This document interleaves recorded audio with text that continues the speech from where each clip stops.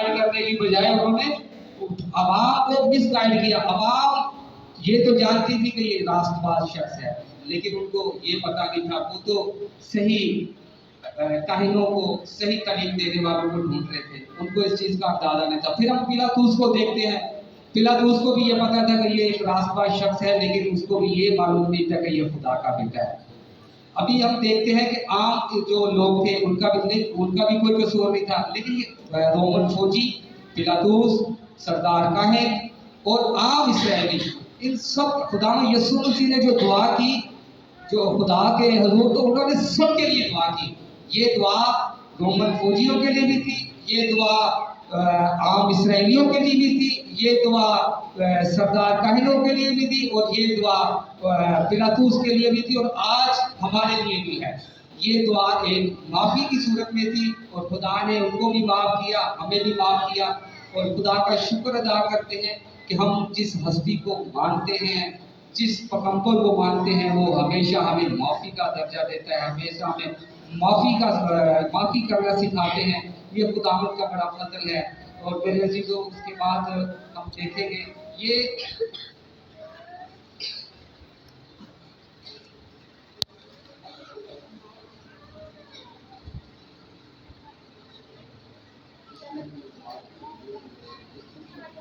یسوع کی دائمی اور غیر مشروط محبت کا ایک ثبوت ہے، اور اس لیے دعا کا آغاز باپ کہہ کر کیا. اور آپ جانتے ہیں کہ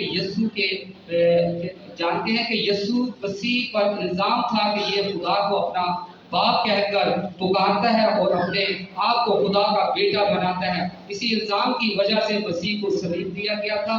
لیکن دیکھیں، یسوع نے خدا کو باپ کہہ کر یہ بات ثابت کی کہ وہ آج بھی اپنے اس بیان پر قائم ہے، اور وہ آج بھی اس بات پر قائم ہے، اور اس سے ہرگز نہیں مڑا، اور باپ کہہ کر پکارا.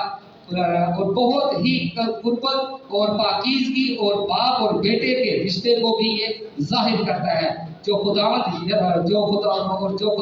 یسوع مسیح کے درمیان تھا. ہاللیلویا! کہ خدا نے پہلے دن سے لے کے صلیب تک، حالانکہ ریزن کیا تھا خدا کو صلیب دینے کا، کہ یہ خدا کو باپ کہتا ہے، لیکن خدا نے جب بھی دعا کی، منادی کرنے کے وقت، صلیب کے وقت، ٹائم کے وقت، خدا اپنے موقف پر قائم ہے. خدا نے اپنے موقف کو نہیں بدلا. یہ ہے محبت کا جیتا جاگتا ثبوت. آج ہم دیکھتے ہیں اگر ہمارے اوپر کوئی پریشانی کسی وجہ سے آتی ہے، تو جب ہم کسی مشکل میں آتے ہیں یا کسی شکنجے میں آتے ہیں، تو ہم اپنے موقف کو بدل لیتے ہیں. لیکن ہمارے خدا یسوع مسیح نے اپنے موقف کو نہیں بدلا. یہ ہے دائمی اور ہمیشہ کی قائم رہنے والی محبت کا ثبوت. ہاللیلویا!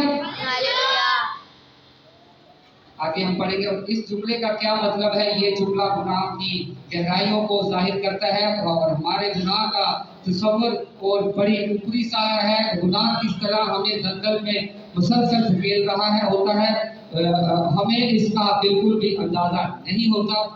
ہمیں لگتا ہے کہ ہم بالکل نارمل حالات میں اور بالکل ہر چیز نارمل طریقے سے چل رہی ہے، لیکن گناہ اپنی سنگینی کو لیے ہوئے ہماری زندگی میں ایک گہرا اثر کر رہا ہوتا ہے، اور ہمیں اس کا پتہ نہیں چلتا.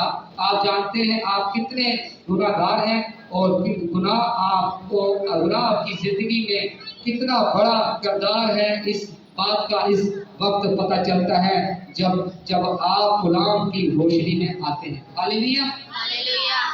میرے عزیزو، میں نے پڑھا ہے کہ دیکھیں، ہم جب تک نور کے پاس نہیں آتے، خدا کے پاس نہیں آتے، خدا کے کلام کے پاس نہیں آتے، ہمیں اپنے گناہوں کا اندازہ نہیں ہوتا.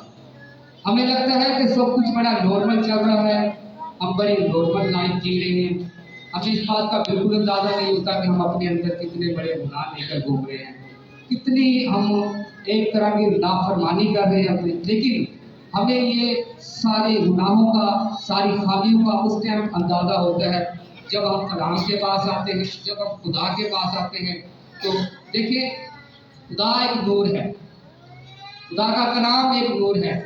جب ہم ابھی چرچ میں اگر ساری لائٹیں بند کر دیں تو ہم ایک دوسرے کے چہرے نظر نہیں آئیں گے، और हमें पता नहीं चलेगा कि हम हमारे में से कौन साफ कपड़े पहन के बैठे हैं, गंदे कपड़े पहन के बैठे हैं। इसी तरह जब हम गुनाह में होते हैं तो हम तारीकी में होते हैं, हम अंधेरे में होते हैं, हमें अंदाजा नहीं होता।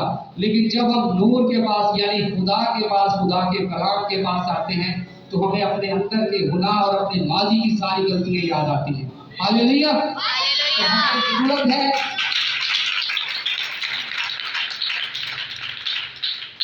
हमें जरूरत है खुदा से डरने की।